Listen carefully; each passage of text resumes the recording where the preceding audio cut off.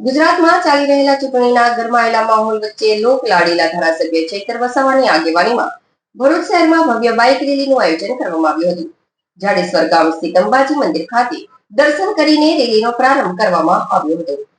ગુજરાતમાં ચાલી રહેલા ચૂંટણીના ગરમાયેલા માહોલ વચ્ચે લોકલાડીલા ધારાસભ્ય ચૈતર વસાવાની આગેવાનીમાં ભરૂચ શહેરમાં ભવ્ય બાઇક રેલીનું આયોજન કરવામાં આવ્યું હતું।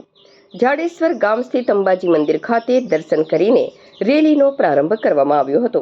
આ બાઇક રેલી જાડેશ્વરના અંબાજી મંદિરથી પ્રસ્થાન કરીને Kasak circle, Shital circle, Bhrigurishi bridge, collector કચેરી, શક્તિનાથ, પાંચ બત્તી અને મહમ્મદપુરા સહિતના મુખ્ય માર્ગો પરથી પસાર થઈ જંબુસર બાયપાસ ચોકડી ખાતે સમાપ્ત થઈ હતી। ડીજેના તાલ સાથે મોટી સંખ્યામાં બાઇક સવાર કાર્યકરો જોડાતા શહેરમાં રાજકીય માહોલ ગરમાયો હતો। વિવિધ સ્થળોએ રેલીનું ભવ્ય સ્વાગત પણ કરવામાં આવ્યું હતું।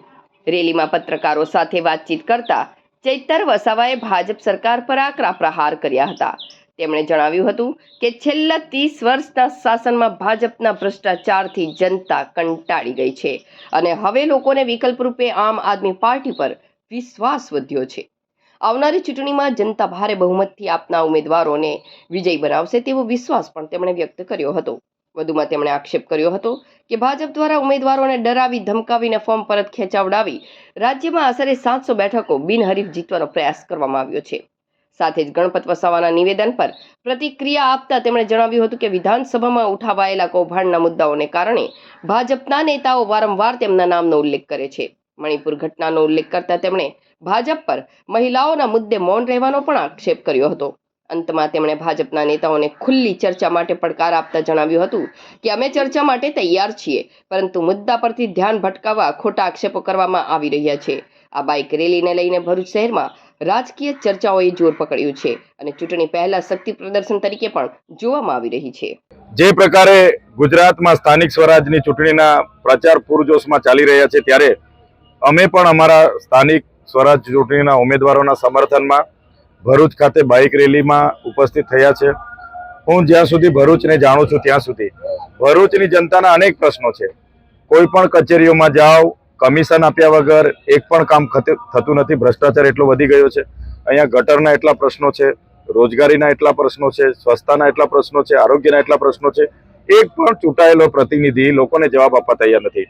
ત્યારે એક હતું શાસન છેલ્લા 30 વર્ષથી ભારતીય જનતા પાર્ટીનું છે અને લોકો પરેશાન છે, ત્રાહિમામ પોકારે છે।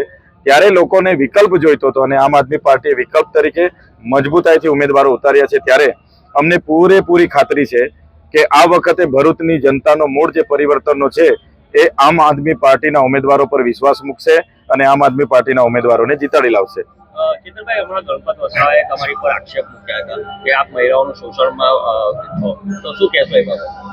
ગણપત વસાવા આદિજાતિ મંત્રી હતા ત્યારે આદિજાતિના દાખલાઓ ગીર, બરડા, આલેચમાં વસતા રબારી, ભરવાડ, ચારણના લોકોને એમણે આપી દીધા છે, જેને લઈને વિધાનસભામાં મેં મુદ્દો ઉઠાવ્યો। એમનું 150 કરોડનું કૌભાંડ બહાર નીકળે એવું છે।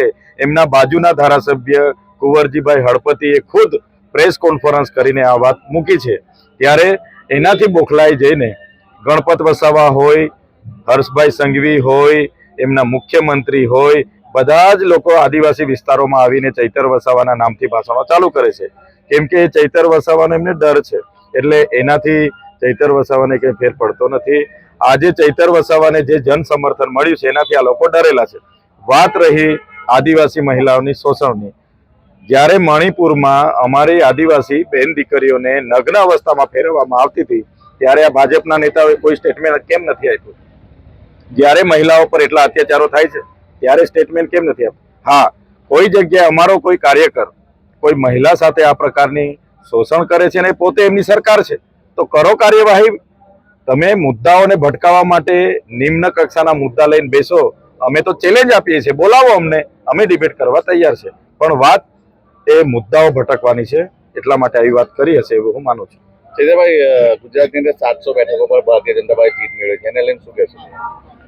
ગુજરાતમાં ભારતીય જનતા પાર્ટીના નાયબ મુખ્યમંત્રીએ પોલીસનો જે પ્રકારે ઉપયોગ કર્યો છે, કોંગ્રેસ આમ આદમી પાર્ટીના ઉમેદવારોને ઉઠાવી જઈને ફોર્મ ખેંચાવી લેવા અને બિનહરીફ કરવા, સામ દામ દંડ ભેદની નીતિનો ઉપયોગ કરીને લોકશાહી ખતમ કરવાનું કામ કર્યું છે, જેની અમે નિંદા કરીએ છીએ, જેના કારણે 700 ઉમેદવારો બિનહરીફ થયા છે.